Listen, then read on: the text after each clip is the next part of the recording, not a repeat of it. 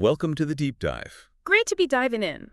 Today, you've sent us diving deep into Book 3 of Homer's Odyssey. That's right, focusing just on Book 3. Think of this as your personal shortcut to understanding the key takeaways from this part of the epic. Yeah, we'll try to break it down, make it feel less like, ancient history homework. Exactly. We'll explore Telemachus' early journey, the customs of the time, and what it all might mean for us today, presented, hopefully, like a chat. Absolutely. Book 3 is really where Telemachus' story starts to, gain momentum. Right. He's not just sitting around in Ithaca anymore. No, he's moving past dealing with those awful suitors at home. He's actively seeking answers about Odysseus, his long-lost father. So our mission today is to unpack what this first big trip reveals about him. About him, about the world he lives in, the whole ancient Greek setup, and maybe even draw some lines to today. Okay, let's get right to it then. The book kicks off with Telemachus taking, a pretty significant stand back home in Ithaca. Yeah, he calls an assembly, which is, quite a bold move for a young guy. Especially with his house basically overrun by these suitors trying to marry his mother, Penelope. Exactly. And he stands up and declares he's going off to search for news of his father. What strikes me is that sudden assertiveness. Where did that come from? Well, it feels like a turning point, definitely. He's shifting from being passive to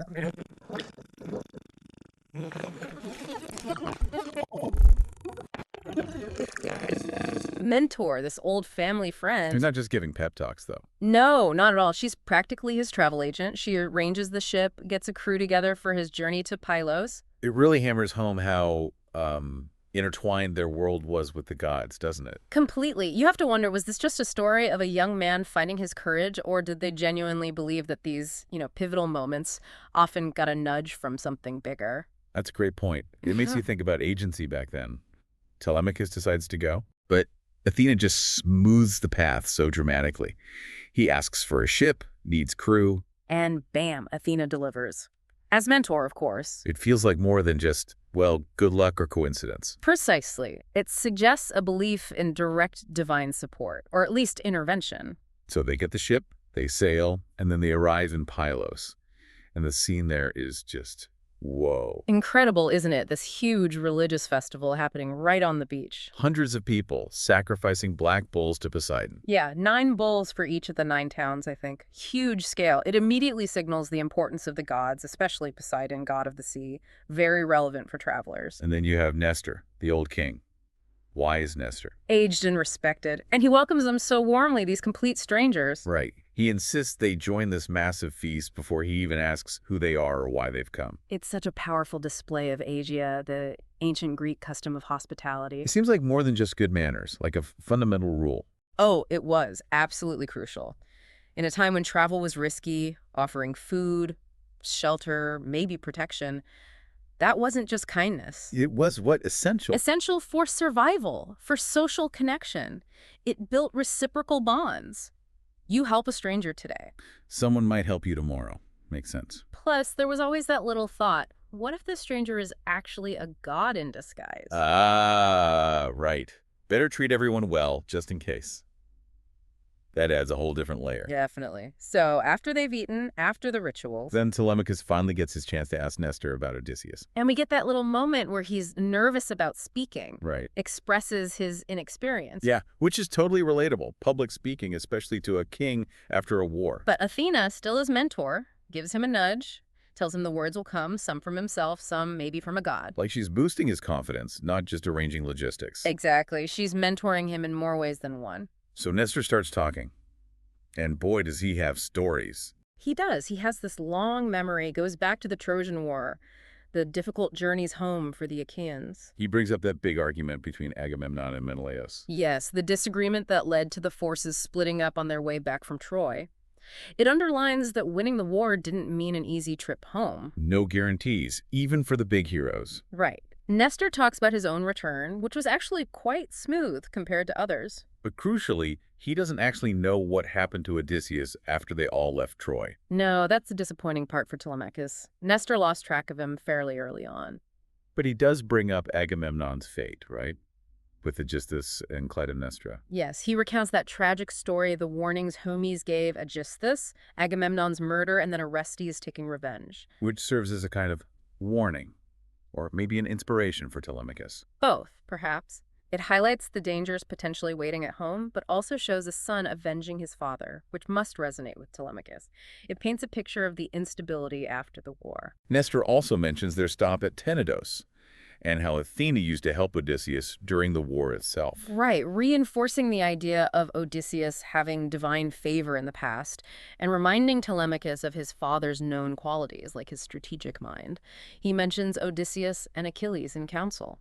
So even though Nestor doesn't have the answer Telemachus wants, He provides context, history, and these really valuable anecdotes about Odysseus' character, his cunning, his bravery. for a son who barely knew his father, hearing these firsthand stories from a respected elder must have been huge. Absolutely formative. It gives Telemachus a much clearer, more heroic image of Odysseus. And Nestor doesn't just leave him hanging, he gives practical advice. Yeah, solid advice. Go to Sparta, talk to Menelaus. Because Menelaus got home later than Nestor. Exactly. He traveled more, got held up in Egypt, might have heard more recent news or rumors about Odysseus. It shows Nestor's wisdom and genuine desire to help. And the hospitality continues right to the end of the visit. Nestor won't let them sleep on their ship. No way. Proper guest friendship means a bed in the palace, and then he offers him a chariot and horses for the overland journey to Sparta. Sends his own son Pisistratus with him too. Yes, which is another sign of great honor and care. And then, just as they're sorting out the sleeping arrangements, We get the big reveal. the dramatic exit. Athena decides it's time to drop the mentor disguise. How does she do it again? Transforms into a bird. Into a sea eagle, specifically, and just flies off in front of everyone. Wow. Imagine seeing that. Nestor must have been stunned. Totally stunned, but in a good way. He immediately recognizes it was the goddess Athena herself who is accompanying Telemachus. Which must have been incredibly reassuring for Nestor and for Telemachus' prospects. Absolutely. Nestor is filled with awe and praise to Athena, and it confirms for him that Telemachus is under powerful divine protection. It gives Telemachus even more encouragement. And Athena, even as she leaves, prays for Nestor and his sons too, asking Poseidon for their well-being and safe return. It's quite a moment. It really ties everything together, the hospitality, the divine involvement, the passing on of hope. Okay, so let's try and distill this. What are the main takeaways for listeners from Book 3? Well, first off, I'd say the importance of taking initiative. Telemachus actually does something. He seeks knowledge. Right. He doesn't just wait around complaining about the suitors. He acts. Then there's the huge emphasis on hospitality and ritual, exenia. It wasn't just politeness. It was like a fundamental part of their society's fabric. Yeah, deeply ingrained. What else? The weight of the past, maybe? The Trojan War casts such a long shadow over everyone's lives years later. The consequences are still playing out. Good point.